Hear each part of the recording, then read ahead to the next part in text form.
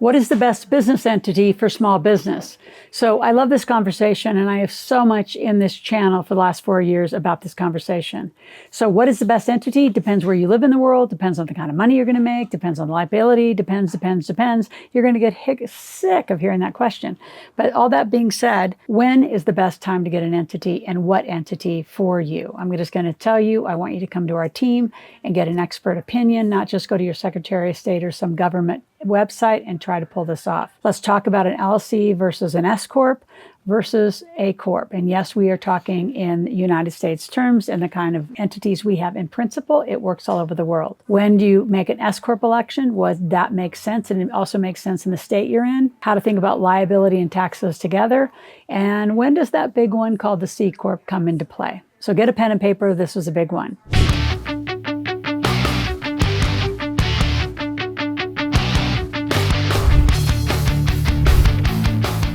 So the first thing about a few facts, sole proprietors don't even exist in our world or realm of conversation.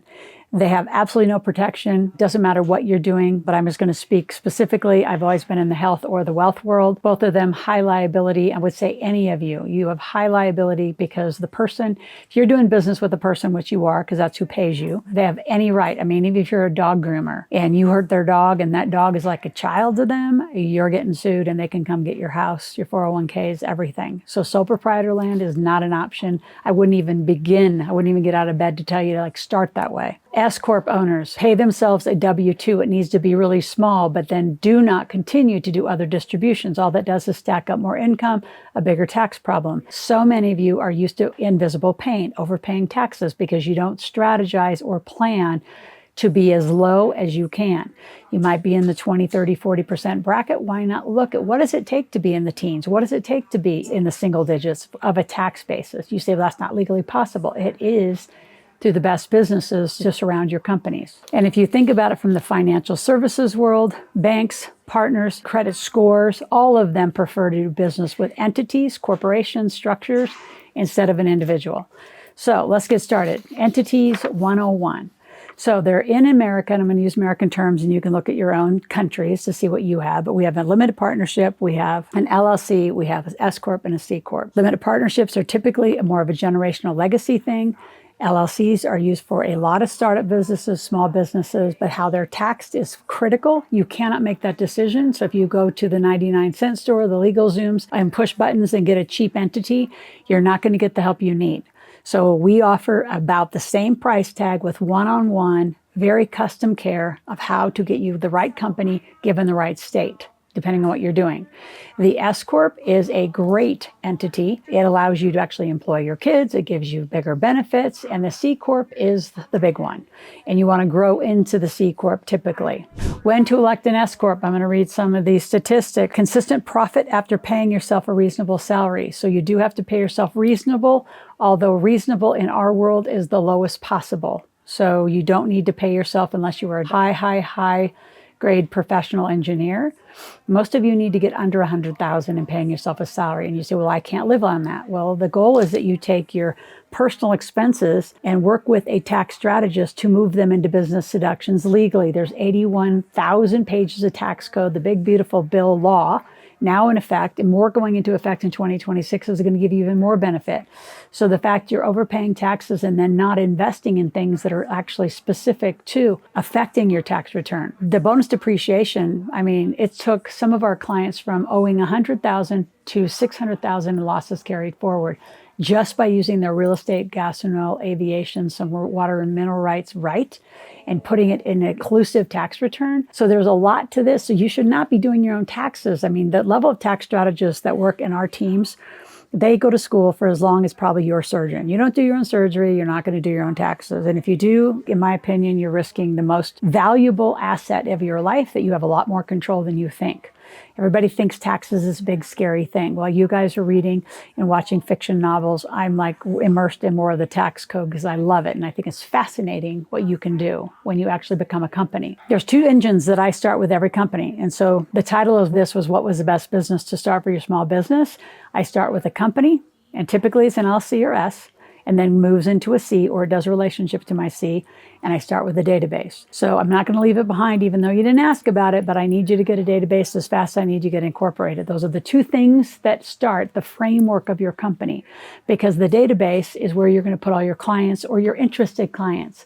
So instead of just having social followers, you want to have people who are in your database that you can actually follow through with and have a relationship with. Go to Ask RMS, ASK-RMS stands for rapidmarketingsystems.com, and get on our calendar to see what we can do to help you get started quickly with marketing. And I want you to read up to chapter 3 in the Millionaire Maker book. I'm going to give you the whole version 2 of a Millionaire Maker, and read up to chapter 3, do a gap analysis, and inside of there, it's where you are and what do you want, and how do we put an income and asset plan for you together. Now, we're just going to give you the ideas, the scenarios.